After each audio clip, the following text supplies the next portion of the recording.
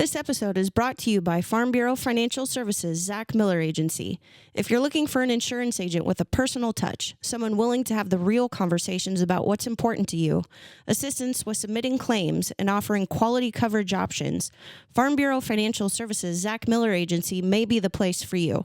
Whether you need home, auto, farm, commercial, life, or health insurance, we're here for you. Check us out at agentzachmiller.com. Farm Bureau Property and Casualty Insurance Company, Western Agriculture Insurance Company.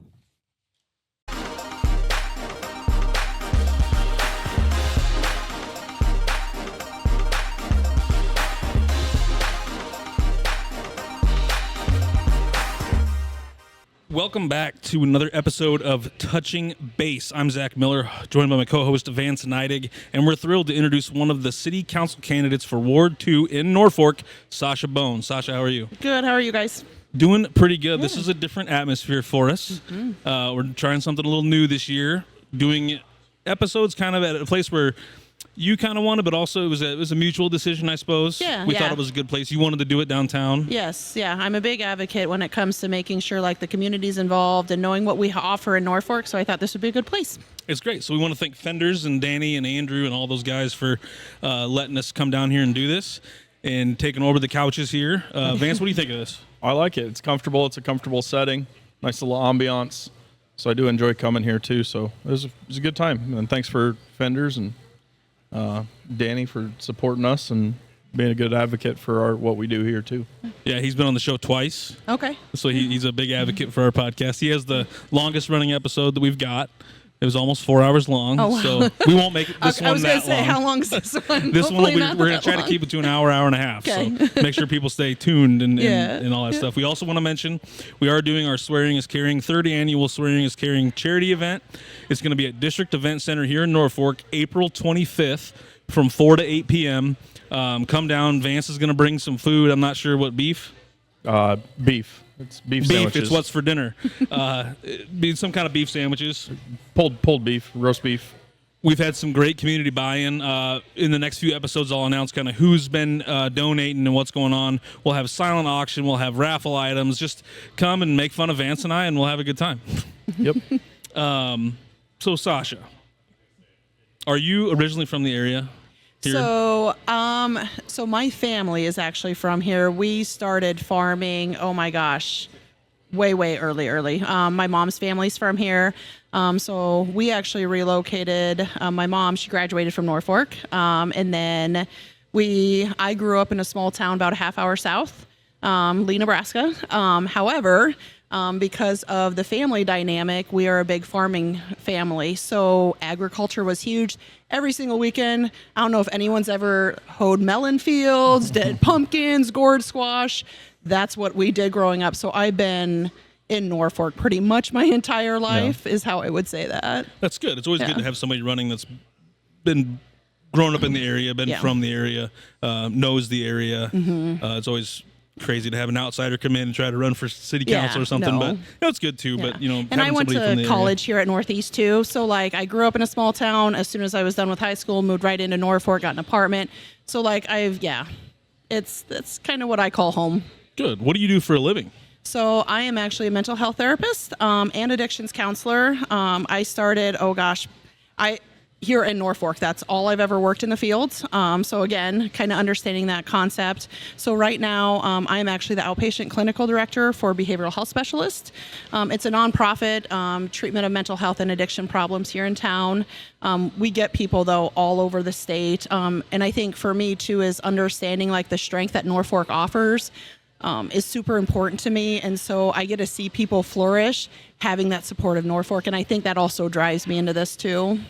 You guys just moved, right? Or recently, behavioral health specialists? Yeah, so they're actually located over on Vicky Lane now. Beforehand, it was downtown, just on Norfolk Avenue, actually the 900 block. And then Sunrise Place was their short-term residential. That was just east of town. Gotcha. That yellow apartment-looking building over by the flood control. And so they all moved centrally, like all located together. And that just helps like with the services. It's an easier transition. Everybody's still there, and just easier access for all. What brought you to that profession? Oh gosh. Or was that like your calling? Yeah, so type of actually, thing? no. Okay. I actually went to school to be a history teacher. That's a far cry from each other. Yep. And then I actually started, so I went to school here at Northeast, got my associates, went to Lincoln to school for about a year. And then I came back into Norfolk, and I started actually working at the YMCA. Okay. It was a youth program for teens. These teens, so the way that, if you guys know, if you have kids with baby, like the ages over 12, you can't have like a daycare anymore, right? Okay. So I actually started working with youth age 13 to 15 to give them a safe place over the summer. And I recognize like those kids that I served actually came from homes that struggled with it. And so like, that's how I kind of got started into it a little bit more. And then just throughout, as I continue to grow into, I'm like, gosh, like there's so much involved here with the families that we serve, with the kids that are involved. So I wanted to give back to that community and continue that. That's great. It's kind of a cool story. You kind of just piqued your interest. And, Yep. That's good. So is there anything specific that you want to get out about you personally before we kind of get into the questions about your candidacy? I don't really think so. I'm me. I'm true to who I am. I'm authentic. So you'll probably hear that as we go along. I'm very much person-centered is what I call it, is I'm here to listen to people. And I think that advocacy side of me and understanding like that mental health of talking can really flourish in this area. And we don't have anyone on the council right now that has that background. So I thought that can also help facilitate some of the things going on, and just another little perk to have. So Definitely. Yeah. When did you decide you were going to run? Like, what was the deciding factor? Yes. So I have actually been involved with the city council for a long time. Okay. I'm behind the scenes. I've always been that way. And so after a lot of different projects and things like that, one of the things that kind of stopped me is, so my husband actually does work for the city. So that kind of stopped me in the beginning of it. And after talking with a couple of council members and just like people in the community, they're like, we're a small town. Like, if you have that passion and you want to make this community better, like, here's the thing is I have probably one of the highest ethics that I have to follow in my field. So I'm like, I know I can make those decisions and know I follow my ethics and morals with that, just right into that position. So like, it's kind of always been behind the scenes. And then when I find out like, hey, I can go into that leadership position, I'm like, let's do it. And so, yeah, I would say the very first, when Shane got mayor, actually, when that position opened, I was one of the top 3 that got interviewed. And it was funny because I always tell my husband, I was cracking this joke. So you interviewed for Shane's open spot. Okay. Yep, I did. It was Jim Lang is the one that got it. Yep. So it was Jim, myself, and Mark Davis. Okay. And so I crack the joke at my husband now because I literally interviewed for that not even a week after having a knee surgery. Oh. And so like I'm up there with crutches and I'm like, they're having chairs to keep my legs straight because it was a pretty major one. And I get home and, and of course, Jim, I appreciate everything Jim does. Like Jim Lang, he's just amazing. I don't have enough good things to say about him. Like he's just really very much level-headed, things like that. And so I appreciate that with him. But I was telling my husband when I got home, because they asked, are you going to run? And I told him, I said yes. And I told my husband when I get home, because I can never think on the spot very well when it comes to jokes. I'm like, I should have said I would have walked to there, not ran because of the knee surgery. So, but yeah, I've been, behind the scenes, it's always been something that's been a passion. Yeah. So you knew early on you were going to run. Yeah. Long time ago. Yeah. Yep. That's good. Yep. So let's get kind of into the meat and potatoes of the questions. Okay. These first ones are going to be kind of based off of vision and priorities. Okay. What issue do you think local government talks about too much, and what issue does it ignore? So I never want to say there is an issue that is talked about too much, because here's the thing, as a person and working with people, there are going to be priorities for certain people that matter a lot. And then to other people, like, oh, that's not a big thing. You, as for me, as a city council, I want to make sure I'm hearing everybody, that I'm not pushing things off to the side of like, oh, that doesn't matter to me. So I'm not like, no, like everybody's individualized with that. So I don't want to say things are ever talked about too much, because it's that passion for each individual and I get to represent that. As far as talking too little, gosh, I would say as far as I would have to get into it a little bit. I think for me is family dynamic. I know we're continuing to grow and I've seen that growth. And so for me, that family dynamic, that family centeredness of making Norfolk the community where families want to not only live, but stay. And I think that's probably maybe something that's not talked about enough is, yeah, we can bring people in and with the initial stuff, but what's keeping that family staying? And I think that would be something I would probably want to go more into. Is there something you have in mind that you could bring to the table to get people to stay? Yeah, so I kind of go, what my thing is I base everything that I've been doing so far, it's on ACT. It's an acronym that I came up with. I don't know why. It's accountability, community, and trust. And so I think having those three things, knowing that people can be heard and understood, and I think it's not just about agreeing or disagreeing. It's about being open to perspectives and having that open communication. And so if I focus on those three things of accountability, fiscal responsibility, because here's the thing is my husband, we have 5 kids. Like I know what budgeting looks like, and so I want to bring that to the family dynamic of the city of like, hey, these families are also struggling just like anyone else. What can we do as a city to help promote them and being sustainable? And that I think what starts at home goes into the city. And that's what I think I would bring more to. That's kind of what local government's about when it's a small city like this, is bringing family in. Mm-hmm. I get that. Yep.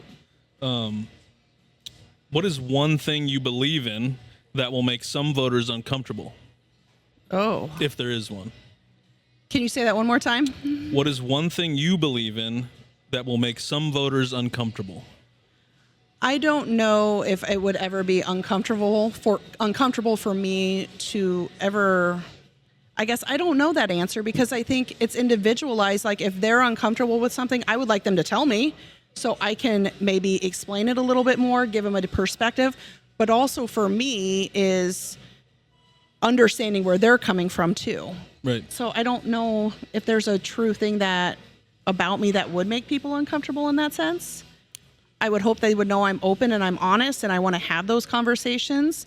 I'm very much conflict management. That's kind of my go-to. So it's kind of your job that's position, my job, right? Yeah. And so it's about understanding where all of that comes from and using, and I think too is that's that part I think can really help flourish the city is knowing that you have that expertise, and I do have that. I mean, that's almost 20 years now. So like, yeah. So that's nothing. Good. That's a tough question. We like to ask that one because there is a lot of, there can be a lot of tension here in this town when it comes to things that the city's doing or that the city council's doing or the mayor's doing. Yeah. So I just find that question to be a good one. Tension to me that's an opportunity for discussion. That's how I look at when someone says, well, I got conflict or I got beef or I got this or tension. Great. That's an opportunity to learn what that other person's thinking, where they're coming from, and coming up with that collaboration. Oh, wow. That's good. Any thoughts on that one? The next ones are going to be about accountability and decision making. Okay. What would make you vote against a project you generally support? Vote against a project that I generally support. Whether it's, I can give you an example, like whether it's something that you might support the outcome, but maybe it doesn't follow your morals or your ethics or. So I think what's important for the city council, and this is where my role comes as a city council, it's not about me. It's about Ward 2. It's about understanding what the community wants, who I'm serving. So there's going to be things that I disagree with that I'm looking as Ward 2 as a representative, like, hey, this is something we really want. And my job is to understand where they're coming from. And also you have the other side of the city council and the governmental side, policies, things like that. How do you tie those two together?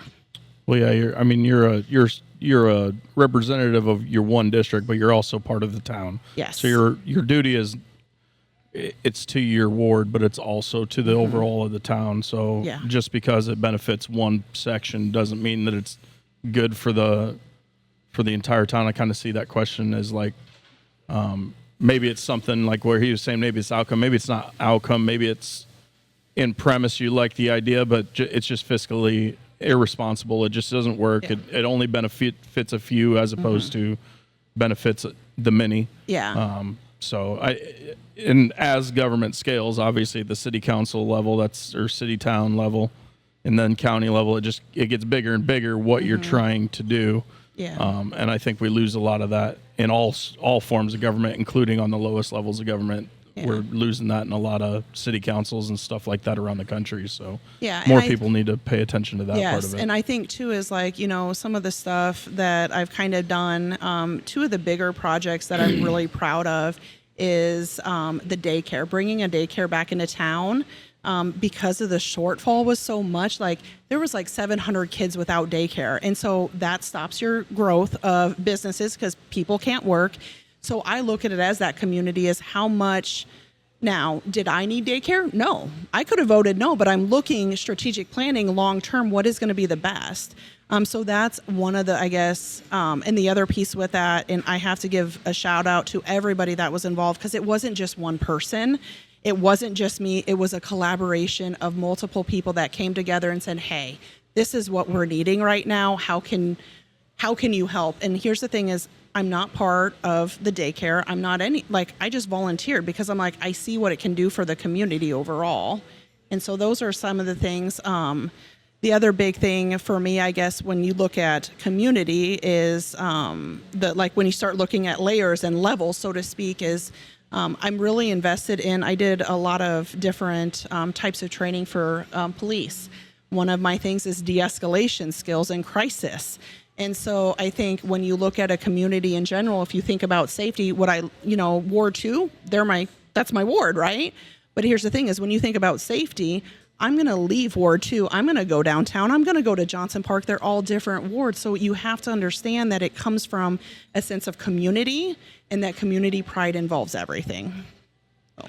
When we talk about community, and we talked about this in our last candidate series, is kind of bringing in the surrounding communities as well. Do you think some of the decision making that you would make if voted in would also think about the Battle Creeks, the Madisons, the Stantons? Yeah. So, and yes, that's hard to answer. And I think it's not hard to answer. Let me rephrase that. It's a complex question because if you think about there's different, the ETJ and all that stuff of when you start looking at what are your rules and policies for your smaller towns versus Norfolk, the size of Norfolk. So you got to kind of keep that in mind too. I'm actually part of the land bank here in town. And it's about bringing some of the blighted substandard areas. We remove those homes, the condemned houses, and putting up, we have these lots for sale that are really cheap because we want to give back to the community and saying, hey guys, here's a great opportunity to have a home for you that's not going to be your $250,000, $300,000 average home. And so that partnership is actually through Hader. So there's a connection there that we're working together. We would love, we've talked about, if it was Battle Creek, Madison, things like that. We also have to look at what their rules are within their city and how much. So that's why I say it's complex because you have to bring in a lot of pieces to make the best for the community, whichever community that is. Got it. What do you think local government is wasting money on right now, if anything? I don't necessarily believe it's a waste of money. I don't think, I think there's projects out there. I think maybe there's not enough information being shared about understanding what the purpose of the money being spent is. I am big into strategic planning. I'm very much a long-term planner. And so some of these things that may seem like, oh my gosh, there's so much money being spent right now. But what's that going to do in the future? What's the long-term resolution of that money being spent now? And so I don't want to say there's a waste of spending. I think it comes down to, are you being fiscally responsible with the money we have now that can support what we're doing now to take care of right now and also the future? So it kind of goes back to that budgeting of where it starts at home and then it builds out. And paying attention to the people that are paying the money, because the government doesn't make any money, they just take money. So that's a key that a lot of people need to pay attention to too, is you got to pay attention to the surroundings of what's going on in the world and what people are having to pay, what their life situation is. And then when you're adding compounding on top of that and just spending money just to spend money, it's another factor of the pie that you got to pay attention to sometimes, kind of going back to where maybe you wouldn't vote on something because yeah, it could end up better in the future, but right now we can't be putting more burden on some people too. So. Yeah. This is a random question, but with the news today of Randy Gates retiring, do you think that is going to make a big impact on how budgets are done in the future? Do you think somebody coming in new is going to change anything? Is it going to make a big impact? So what I can tell, so I've worked. Sorry about no, that. That's fine. I've had many conversations with Randy when it comes, because here's the thing. I love everything Randy's done. It's been 44 years. And so I actually started looking at, so the annual report that comes out, I'm a very visual person. And so I like to see the pie graphs, things like that. And so when I started looking through of like where the money has been spent and where it's going, things like expenses, income driven, things like that, I actually started pulling the stuff before Randy was here on some of those reports. And thank you for giving me pie charts, because I was looking through them like, I don't know what this makes sense. And so I think it also depends of, if things do change, is making sure the communication is there. And I get it as a leader in my field, I understand that there's things that have to change. There's things that we have to make decisions on. And, whoever takes that position of Randy's also has to do that. I think it's also about growing with times too. And so those are all parts of and pieces with what Randy started with and where he's at now. I hope that continues for the next person. And just getting that feedback also, I think it's important from the feedback that people understand. For the longest time, and I've heard this multiple times, is they don't understand the budget. They don't know what does this look like? What does this mean? And so having somebody being able to describe it is going to be important. And I think having some of that visualization also helps people oh, this is what that means. So you look at a pie chart, for example, with property taxes. I think right now it's at 59%. There's a pie chart. 59 is school. County is, I think, 21 or 20. City is 17. So you can kind of see where that goes. I appreciate that. I don't know if other people do. Some people like the written out full report, and we get those. I mean, it's on everybody's pink slip. Yeah. Everything you get in the mail, it's on there. But not everybody looks at it. No. Yeah, nobody. Well, you look at the number. Well, here's you look the at thing. the main number. If I would have no problem if someone says, "Please, Sasha, make sense of this to me," I will go do that, because I had, it's just part of that budgeting piece. Again, back to that budget. That was one thing that going through last year's stuff, being able to see and have it explained a little more, definitely helped me out. Yeah. I dove into it a little more and understood it a little better, and I think people would be a little less crabby if they just looked at it a little bit closer. But and I also think it's, if somebody has the passion and the energy to go do that, and you show and that's the thing, is you show that you're excited to hey, let's sit down and let's talk. You're going to get more people invested too, and understanding. I think there's just more openness with the conversation at that point. Definitely. Kind of staying on the budget and taxes, what is one line item or category you would audit first, if any? So one of the things is there's always the audit itself is done regardless. I don't necessarily think that's my position to audit. Maybe that's the wrong word to use. Yeah. Maybe more investigate, or something you think maybe should be looked at. Yeah, well, here's the thing is, I think depending on what the city needs are at that time, depends on which avenue or which line item or topic or section of the budget you look at. For example, if you look at, the one that I pulled up was, was it the 2016? The library actually took I think it was 16% of the budget at that time. Whereas if you look at years later, it's only been 6%. I'm like, oh gosh, what is the big difference? Well, guess what? That's when the bond went through with the expansion. So you have to pay attention of what's going on in the community and what money. This year, if you look on that last of the 2025 report, the police has 31%. We have an expansion. So you have to make sense of why those numbers are there too. Right. Exactly. Do you believe this community has a spending problem, a revenue problem, or a priority problem? if any? So spending problem, priority problem, Revenue and revenue. problem. I don't necessarily, I guess it's hard for me to pinpoint. I think it comes from a community involvement and when you get the city council together to determine what is best for the city moving forward. As far as future with strategic planning, I really focus more, I guess, I want to bring revenue in. If you don't bring revenue in, you don't keep people here, people leave. So I don't necessarily believe I don't want to say it's a problem. I think it's an opportunity to continue to grow our town. That's a good answer. Like, yeah, I just. These are tough questions sometimes because they're made to kind of say, well, maybe there is a problem, maybe there's not. Yeah, it's kind of one of those things like here, yeah, I could sit here and say, oh, this is a problem, this is a problem, this is a problem. But here's the thing is and that's the one thing I do pride myself on, I will say that, is I have a lot of confidence in my ability to be solution focused. Like, okay, here's a problem that has been brought up. We need to look at this. Like if this is being brought up multiple times, that says something. And working in the field is like, so for example, I'll just use my counseling techniques. If I have a couple that comes in and says, he never listens to me, she never listens to me. Well, guess what? There's a communication problem. Let's try to find those solutions to work on that. And I would do the same thing if whatever department it is and where the spending is, the revenue, it's the same concept to me.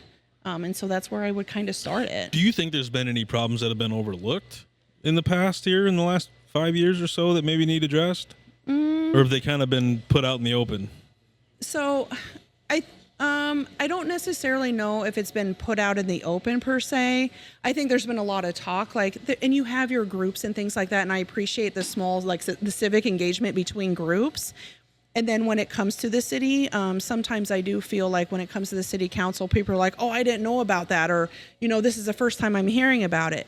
Is it though? And that's where that civic engagement comes in, and I think that's important for me, is to be able to talk about what's going on behind the scenes, because city council meets twice a month. What about all the other weeks? And I'm really bad at math, so don't ask me on math when it comes to counting those out off the top of my head. But look at all the other weeks and what they're doing. That, you have to have a balance with that. The big joke we made last year was, all the city council's phone numbers are on the website.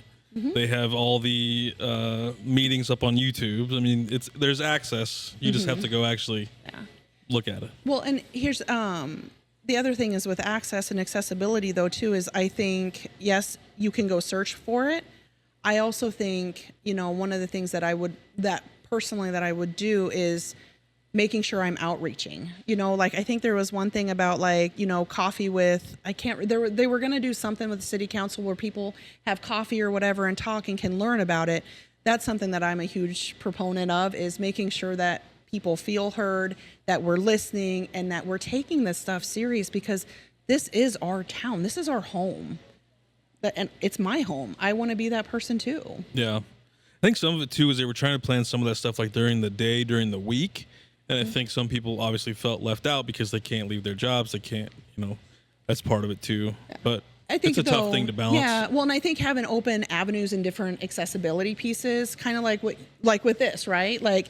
You're doing a podcast, you're also doing it live. There's different alternatives that you can still get that information.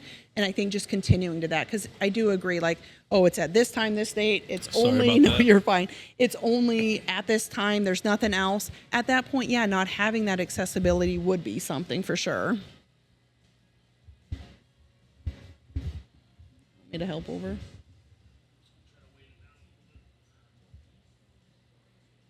Try that? Okay. These are brand new. We haven't really used them yet, so they're kind of finicky. Yeah. But they're good. It's fine. Yep. That was a good answer to that question, by the way. Kind of getting into the city council questions. The city has, I believe it's a 1 in 6 year street plan, correct? Yes. What should be the deciding factors for who gets fixed first? Traffic count, neighborhood age, economic value, or fairness across town, or something different? So,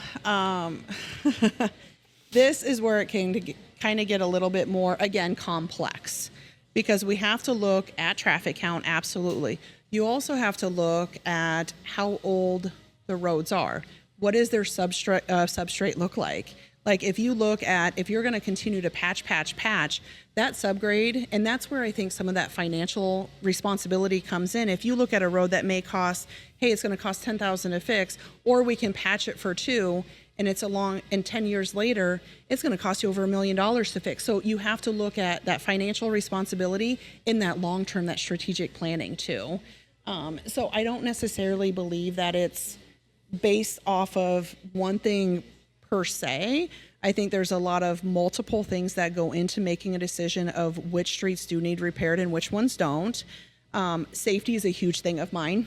And so I definitely want to look at safety of making sure that people are safe. You know, Norfolk, I love the idea of like the trails going through and things like that with the grants that are offered out there.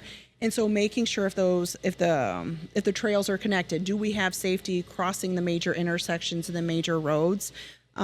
So yeah, that's a complex answer that I would, and here's the thing, I don't know everything. That's why you have a team. Like, hey, I'll go to Steve and say, Steve, tell me about the roads. Tell me about, what is the damage underneath? Where is the percentages? What does that stuff all look like? So we can make an informed decision. That's a good answer too. The one thing I will say, as far as safety wise, I do think some of the streets need to be looked at, especially Norfolk Avenue here, when you get further past downtown. And I know it's only certain times a day and it's tough to think about, but there are crosswalks there. But I think those lighted signs that we have by the junior high that light up, you can push a button and they light up. Yep, on Passwalk. Yep, I think those would be beneficial up here. You've got kids that are trying to cross either side, going to the junior high or going to the high school, that almost get hit. Yeah, I've seen it. I drive it every morning, and it's one of those things that I probably should bring up to the city, but I haven't. So can I tell you something? Uh-huh. I actually pulled behind you today. I'm pretty sure it was you. It was the truck. I saw the truck. Yeah. Oops, sorry about that. The other thing I think is important, though, is making sure, like, I'm going to use the junior high, for example, is making sure as good citizens, it's not just the city, though, either. I think there's multiple people, like, parents need to know when it's no parking or no parking areas, things like that. Yeah. I think that's also important. So I don't want to say, oh, the city needs to do this, because, right. Again, that's the collaboration impact. That we need to make sure that we're maintaining, like, it's not just the city. There's multiple entities involved that kind of do that. Was I following the rules? You want me to call you out? You parked by a no parking sign. But here's the thing, though. And again, safety, like you said, though, is I get why people do that, because we have to look at the safety of, like, that 6th Street is a really hard street when it comes to the junior high, because you have kids crossing, you got cars parked. And so I think just overall, is that better there? There. So I get it. And I also think, like, if parents come together and schools come together with the city, is how can we make our community safer overall is going to be the biggest answer. Was that at drop off? No, it was pickup. It was pickup? Pretty sure it was your truck. Maybe it wasn't. On the right side of the street? Yeah. Because there's a no parking, but there's cars that were moving forward. Oh, I was right past it, though. Maybe my tail end was like there was 5 somebody. feet There was somebody, like, so then when I went, somebody was behind. And so, like, I'm not saying it was you, all of you. Like, no, there was. But I mean, again. Because I tried pretty hard, because I call people out when they park in the handicap spot. I know I do too. Like, I'm like, ooh, we got to move that. Okay. But yeah, when it comes, I agree, like, some of the safety things, again, though, is like, is it feasible is number one. The other thing I think too is looking at grants is super important when it comes to safety, because there are a lot of grants out there. And I think there's some great people at the city that know those things. And we just have to utilize that and make sure that the community knows what we're doing. Got it. Anything to follow up with that? I mean, you can call me out for my driving too if you want. I just think there's probably too many signs around, so I don't really care. If you're doing a drop up and pick up, I don't think a no parking sign it doesn't matter, because everybody's moving as long as you're not parking your vehicle. Yeah. The handicap one I can understand. Handicap is different. Yeah. But yeah, no, I do think that there's a lot of really stupid people that design that type of stuff around places, and they don't think about logistics and stuff like that. So. Well, and that's an overall problem Yeah. beyond just Norfolk or schools. seems to happen in a lot of schools. But Dumb that's the thing, though, is administrators put having stupid those stuff open up. conversations of like, hey, what can we do not only, to protect our constituents, our people in our community, because people walk those every day too, but also bringing in like, these are our kids, like I pride myself on making sure that kids are safe in the community. And so like having that ability to, again, have those open conversations is where kind of my thing is, my jam. Yeah, I'm not familiar with the area and about a no parking zone, but it just seems stupid to me that you have a no parking where people can get off to the side. It's to the pick corner, their so stuff it's the whatever 20 feet from from the that's corner It's like to the stupid. side thing. To me, that means nothing. No, that's a stupid rule because you're not parked. You're just the loading it's and the unloading. safest place to be for the kid to get in and out of a vehicle. So, yeah, I wouldn't. Yeah, it's That's almost, where I'm I at on should, that. maybe it's like where the sidewalk, it's like those are the things where the kids are going out and like that's the stuff like I'm like, ooh. Well, they just do it. It's too far away. Yeah. It's safety for safety's sake, and that doesn't help anybody. Yeah. Safety third, in my opinion. I'm a big prescribing. I prescribe to Mike Rowe's way of thinking. It's up to your own responsibility on safety. So people need to start paying attention to that, not just because they make stupid rules like that. Okay, you got to be 50 feet away from a corner or 50 feet away from a sidewalk, just because you got stupid people not paying attention to their own safety. So that's where I'm at on that. So. And we went down roads to stupid signs. Now, this is a question we asked last time, too, and it's obviously always going to be a topic for discussion as things keep going. How do you balance downtown development with the needs of established neighborhoods? Well, okay. Or other neighborhoods, I guess. yeah. It doesn't need to be established. But Well, I think, okay, so there's different entities, is my view of it, okay? So you have downtown is downtown, and you have that business, right? Are there other businesses or entities or groups of people that want to also flourish in a different part of the community? I think it's important that we're listening to the people, the groups of people that own businesses, and I'll use downtown, for example. A lot of people came together. So I'm going to go back to 2000, between 2001 and 2005 I'm going to use my memory. I'm old, so that's what I'm going with. I remember going to Northeast and driving downtown, boarded up windows, glass all over the street. There was like animal feces all over the place. We were lucky to have people come and say, let's make this better. Great. We got a bunch of people that came together, again, collaboration, coming together to make that better. There's no reason why other areas in town cannot do the same when it comes to businesses if that's what they choose to. I also think it's important, though, to balance the homes as well, is making sure that people are heard what is needed in our city. Like I said, we have 5 kids. Try to find a 6-bedroom house in this town and you ain't doing it. Like, right? So we have to understand, like, also who do we want to bring into our community? What is that? I think. Well, not for under 500,000 anyway. Correct. Right. And so one of the things I think was during the last housing study, it was brought up about 2-bedroom apartments, things like that. No, we don't need 2-bedroom. We need like 3 to 4-bedroom houses. So like having those people that are willing to come in and kind of give that support of like, hey, we see what you're needing. We want to offer those services. And as a city council, we need to take that information in because that's what's going to keep people here. That's what's going to increase our revenue. Everything that keeps people is how it all it all works together in a system. It's a systemic process. Is it possible to get a 4-bedroom place for under $300,000? Even build one? For under $300,000, 4-bedroom? It depends. It depends on what you want. That's kind of the baseline, right? That you have to get under. So if you're trying to do a family home. Yeah. So the average right now is about $320,000 is the last I heard. That's what I was thinking. But here's the thing: is I also think, how financially responsible are you? Are you saving up money for a good down payment where you can afford that mortgage?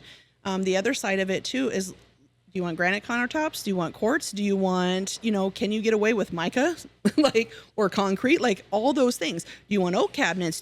Are you okay with pine? Are you okay with painted? So I grew up, my dad actually built houses for a living. So I'm very familiar. My husband and I, we remodeled a house before we moved to Norfolk. We were actually outside of city limits. And so we did what was within our means. And so I think that's important, is providing those type of homes Because when you start adding on granite, things like that, those are the things that get expensive. What kind of flooring, right? Can we get away? So when your question is, can you build a house for under 400,000? I think it depends. It really depends on how much are you willing to sacrifice to get the square footage, if that's Right. what you're looking for, or are you wanting just a 2-bedroom with all the luxury things? Right. You know? What would you do if the city staff and citizens strongly disagreed on a major project? Who gets more weight? So city staff or City staff and citizens strongly disagree. So one of those things I could probably think of was the project on the old Alco building. oh yeah. City staff was really behind it. The city citizens were not. Person backed out because of. So in a situation like that, who gets more weight? I don't think In it's your decision making. Yeah, I don't necessarily believe it's weight. I think it's about making sure the communication is there. So I did follow that quite a bit. I saw the promises that it could come, of what could come out of that. And again, I think it goes back to that communication of what are people sharing, what is being said out there, what are the pros and cons of each, and then making a decision. I guess for me as city council, I don't necessarily think that I'm going to put city employees versus like just people, because people are people. Like, that's the way that I look at it, is I'm not going to make a decision based off, oh, this is what, city employees want, because guess what? That may not be the best for the community now or in the future, and vice versa. The city may have some really great ideas, especially with like matching funds, things like that. Some of those things have to be done in a timely fashion and I know like budgeting right now, that's one of the big things, is like looking at, though, in the short term right now, if there's that money here and we have to maybe spend out of the budget it's already allocated, using that money now is going to be financially responsible versus, oh, let's just wait because that money of that grant may not be there in 5 years. I think that just got brought up, like, doing extensions of grants and things like that. We need to be mindful of that. And I think sometimes people do get scared of like, oh, we can't spend money. Yeah. Go back to 2001 and see what happens. You look at the street repairs. If you go back to and look at the budget of, let's lipstick fix. Now a project back then, look what it costs today. We also have to look at inflation. We're not 1980. We're not even 2000. Like, those things change. And we just have to be financially, like, remembering what that stuff is. I don't want to go back to housing, but we do have another housing question, so maybe we can kind of keep it down the lane. But do you believe Norfolk has a housing problem, an affordability problem, a zoning problem, or a development speed problem? Or something's completely different? I know you've already addressed it a little bit. But I would say it's a combination of everything. Yep. I think there's pieces that of each area has that opportunity for growth, to kind of help facilitate a solution for change. So each of those areas, I think, can. One of the things that I've talked to is like, when we think about affordability, what is affordability? I'm actually like, when I look at affordable housing, right now that number's $320,000. If you look at the actual income gross median for the town of Norfolk, you ain't paying no $320,000 for a house. You're just not. Yeah. And so to me, I don't look at necessarily affordability as I do maybe looking at it as starter family homes. Because if you think about the property ladder and how things work, if you're financially and like looking long term, that's where that comes in. So maybe it's not affordable housing as versus, having a solid starter home for those families that are just beginning to come into the town. Because like, you guys know it, when you start a position, you ain't making like the highest end. You start at a base wage. Yeah. And I think that's the same concept when it comes to housing, is you start at a base and then you work your way up. Some of it is you don't see a lot of the people moving out of those starter homes anymore, where there used to be a transition process, right? We all know people age, eventually they pass away, but as the things go, you go starter house, you kind of move up and you move on. You don't see, so you see people holding on to their homes more now. So you don't have those starter homes, and sometimes those starter homes are now in that $300,000 mark or higher, and it's just become a big problem, to be honest with you. Yeah, housing is, I would say that would probably, like when you were asking earlier about like priorities and things like that, family housing, making sure that people have like, they're able to have a livable wage with their home is important. But outside of doing any kind of grants or city funding of any kind or anything like that, even taking away TIF, what can the city really do to really facilitate any of that? Somebody has to come in outside, right, and develop that? Yes, yep, they do. I know TIF is one of those subjects that is a little bit... We tried to stay away from it this time because it was all we talked about last time. Again, communication is a big thing for me, is understanding what the one side, whether it's one side, there's multiple sides to it. And so, like, I think understanding what the developer is wanting to do, understanding what the city needs are, hearing that from constituents. If you looked at that housing study, we need homes. Who's building the homes? Okay, can my dad build a house anymore? No, he kind of got out of that. He's at that age now. He does insurance stuff. But like, you also have to look at some of that stuff is people aren't building their own homes. They're waiting until like move-in ready. And those are the things I think sometimes need to be discussed as well. So yeah, there's a whole road we could go down on that one. But we'll leave it at that. Anything on the housing you want to talk about? Okay. We're kind of to this point. We got some fun kind of questions that we. Is there anything, just city before we get into those? Is there anything about the city council or things that you want to get out to the people that maybe you haven't already in the talks that we've had?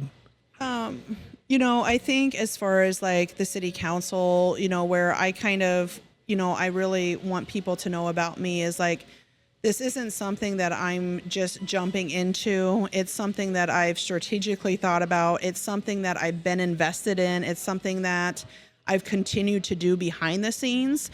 And I do, like, again, I didn't jump into say, oh, I'm going to go do this like right away. It's been a long time of like, and I think sometimes, and I will share is like, I'm behind the scenes. I don't necessarily feel like at points that we have to look at what has been done so far and how can that help our city grow. And I think I do offer that. And I think that's a big piece that I want people to take away from is like knowing that I've invested my time, I've invested, everything for this city because it is my city, it is my home, it's my community.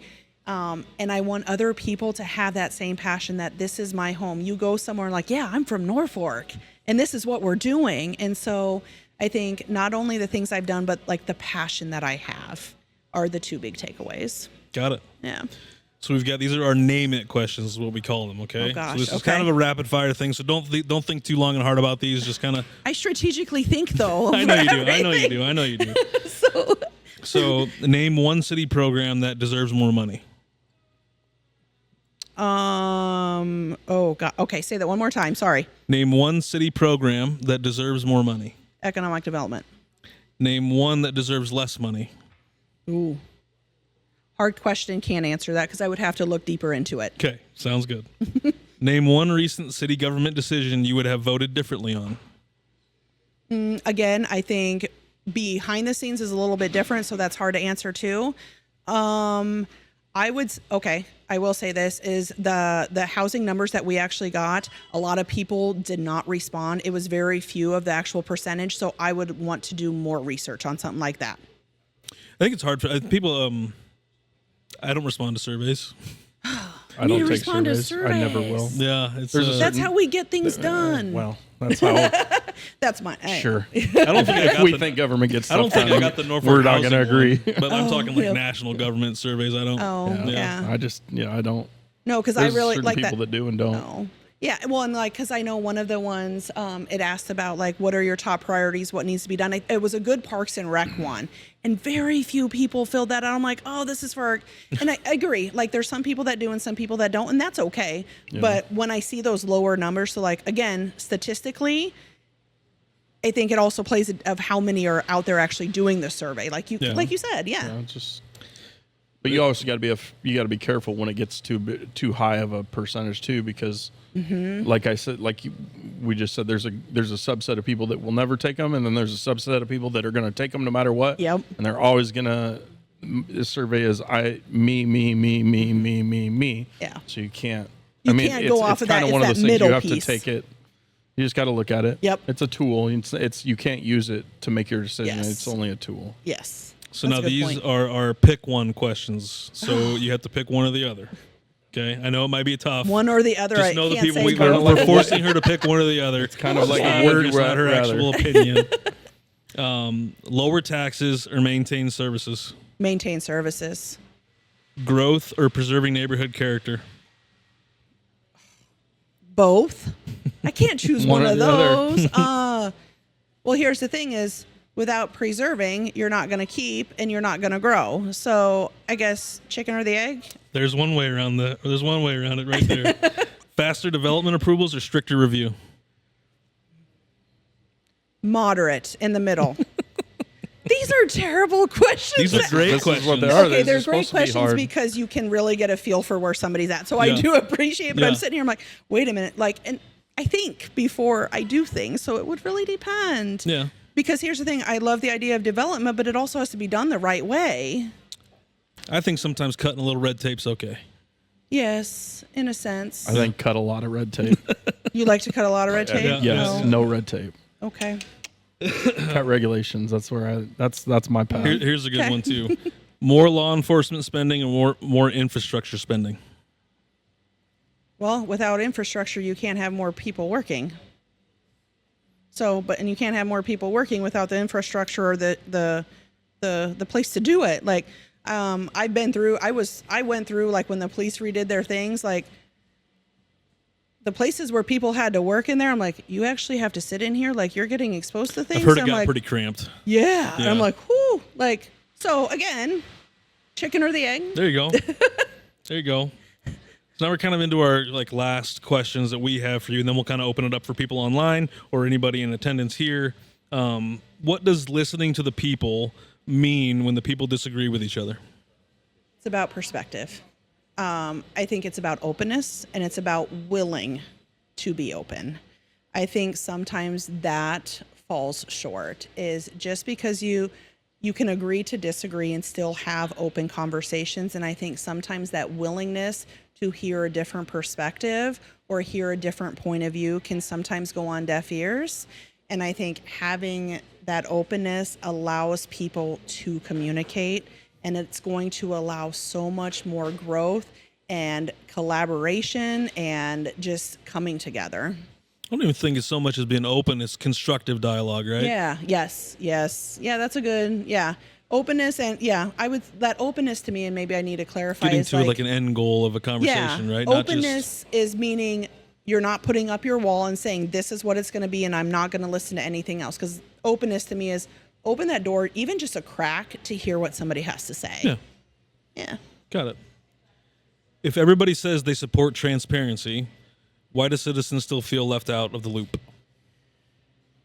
It depends on what your definition of transparency is. So, for example, and I'll just use my own expertise in my work, is I can be open in sharing, like, for example, of when I do group supervision, like I can share like where a client it is, but I'm not going to give all the details because that's confidential information, you know. And I think regardless, like with just business law in general, there are things that you can share and there's things that you can't. And again, it goes back to how can you communicate that to somebody so that they understand that part.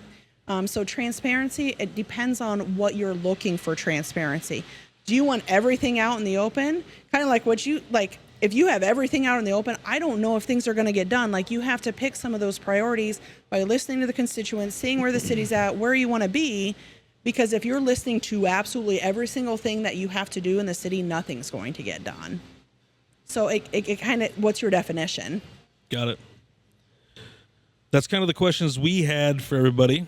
Again, this was kind of our initial interview of the year, so we'll obviously be able to tweak things from here. So I apologize for you being the guinea pig. No, that's okay. But I think sometimes it's fun to be I the do. first Get one. out there early and Get out there Yeah. early, get your opinions out there, and then you get to stand behind them for longer. And Yeah. Well, and I think too is like I said earlier is like, you know, I'm more about like this is just who I am. Like I'm very, I would say like I'm eager, I'm passionate, and like I love having open conversations. I tell people like, so I do a group on conflict management. And I tell people I love conflict, and they're like, "What?" And I'm like, "Well, because here's the thing: is I get to hear a different side that I've never heard before, or maybe that I've shut down personally, and we have to learn like to be open." And so that's why I tell people, and they're like, "Oh, I never thought of it that way." So like, helping other people do that, and again, I think that can help where we're at and where the city, where we can grow. So I appreciate it. So thank you guys for doing this. We do want to open it up. Does anybody here have any questions for Sasha? Any of you guys have any questions? Go for it. Here, you can speak into this one. Oh, it keeps bending down. I know you've already talked a little bit about housing, but I would like to hear your thoughts on the issue we have with people unable to find rentals that they can afford, rental houses, rental apartments. If you look at the average income, if a person, doesn't have a roommate, essentially the average rent, even for a 1-bedroom apartment, would be about half their take-home income, or more. And so, what I guess practically can be done to help with that. And then also for people that are getting housing assistance from the city, landlords aren't required to accept all, public housing vouchers.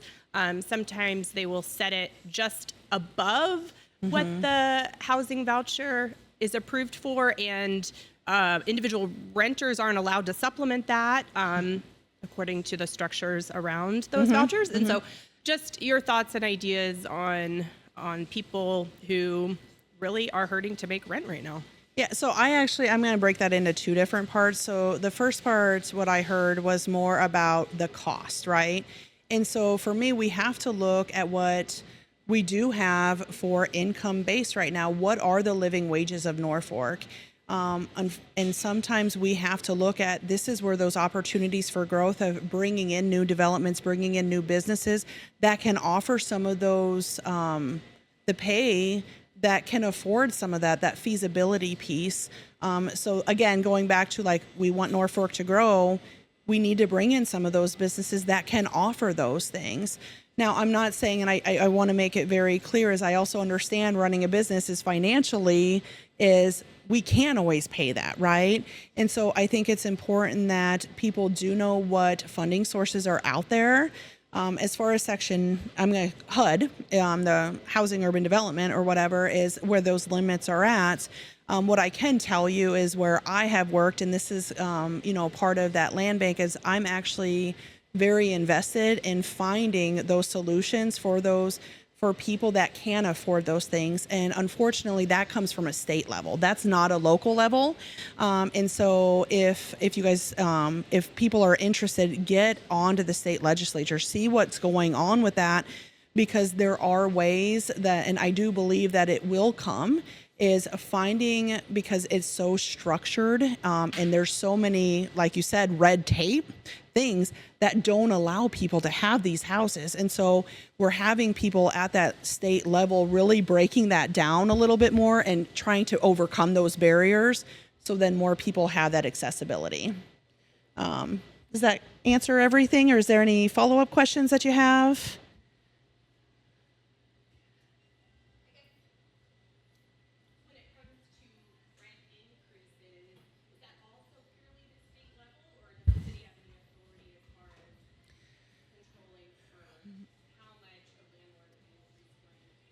Yeah. So I do know, okay, I'm trying to think of my percentages. It's 2.5%. There's I would have to go back through. I have done research on it. I just don't have it at the top of my head. They can only raise it 2.5% a year. I think the other thing we need to be mindful of, and maybe this is where, can the city come in? I don't have an answer for that. I think one of the things is looking at income-based. So when a developer gets that, they can say they have, 2% will be income-based apartments. Well, if you look at 2% of 100, that's only 2 of them or whatever, right? And so I think that's another avenue we need to look at of what do those numbers, what is that red tape, how can we help overcome some of those barriers, not only helping the developer and the owner or whatever that looks like, but also I think as a city, we need to understand where our constituents, where our people are at too. So yeah, is that, Perfect. yeah. Thanks for the questions. Thank you. That was good. Anybody else? We good? No questions over there from security? Okay. Andrew, did you have any questions at all? Nothing good? Okay. You were over here for a little bit, so I didn't know if you had a question or not. Okay. Well, that was about an hour, Okay. so it was good. I think didn't it talk was- too much. 'Cause No, that's- no. I talk like that's what I do. You're good. We try to keep it to an hour and a half. It's hard for Okay. me to put together a set of questions. I'm pretty good at basing it off of kind of how previous ones have gone. So Yeah. as long as you're comfortable with it being No, yeah. an hour long, and Yeah, and I just encourage, like, if people have questions, and I think too is like when I say like there's complex answers, I do hope people know that are listening. Like, if you want more into it, please reach out. I would definitely go into detail so I can get that information to share in a way that I know I'm knowledgeable of. And I think that's important to recognize is not one person knows it all. And so I think it's important that you have those people that you can rely on, that you can reach out to saying, hey, tell me about this. How does this work? And like with the things that I've done, like behind the scenes and stuff, I have built those connections that I can reach out and say, can you just like explain this a little bit more? Cause like, I'm just not quite understanding it. And I think that's a huge part. So yeah, if I answer questions of like chicken and the egg, things like that, yeah, reach out to me. I'd be more than happy to dig in a little bit deeper of like, what do you mean by that? I'm like, well, this is this, and I'll definitely do it. Perfect. So that's good. can't do a 4-hour show. No, we can't. We're not No, doing no we 4-hour don't allow show. 4-hour shows Yeah. anymore. we try to keep them pretty nice and tight. Then we keep our listeners, and it works. Do you want to mention again? Our Swearing is Caring charity event is coming up April 25th at District Event Center from 4 to 8 p.m. Vance is making the food. I think he's doing pulled meat sandwiches or meat sandwiches of some kind, loose meat sandwiches. We'll have raffle items. We've had a lot of community engagement for that. Last year, we were able to give $1,000 each to Smile Inc. and the Norfolk Senior Citizen Center. And if you guys do show up to the event, you get to vote for which charity it goes to. We have a nice little bucket. You get to vote, put a vote in there, and then we pick a new charity every year. Other than that, I just want to thank Soshia for being here. Yeah, no, thank being you our guinea guys. pig for Yeah.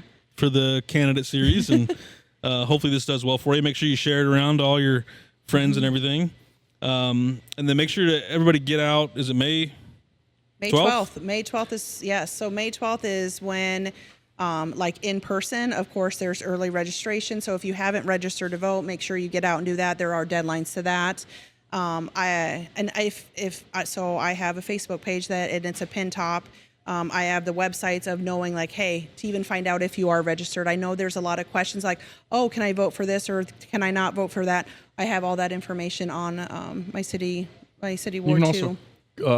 You can also go call down to the county clerk, Yep. and they'll run you through whatever ballot is your district. You just got to tell them. Yep. I had to call and ask about how many people were running for Battle Creek, or who was getting through Battle Creek School Board from the primary. And she just pulled it up for me, and she goes, well, it looks like there's, I don't remember what it was, 6, but 3 going through or whatever. So The other piece of that too is I believe we were kind of awestruck at how many people didn't show up for the primary last election. So primary is very important. And I think we only had half the voters, or even less than it's half. less than that. I don't It's know. less I'd than have to that. go back It was- and look. it was pretty like bad. It's 20-some 471 to be percent. exact, if you want to know the number, There I you believe. go. So let's just make sure get out and vote. It's Yeah. important. Like we said, Ward 2 is one of those where only 2 people can get through. There's 3 people running. The primary is where that stops. So just get out and vote. And Vance and I both think voting is very important. It's how you get your voice out there and get people in office that you want representing you. Yes, absolutely.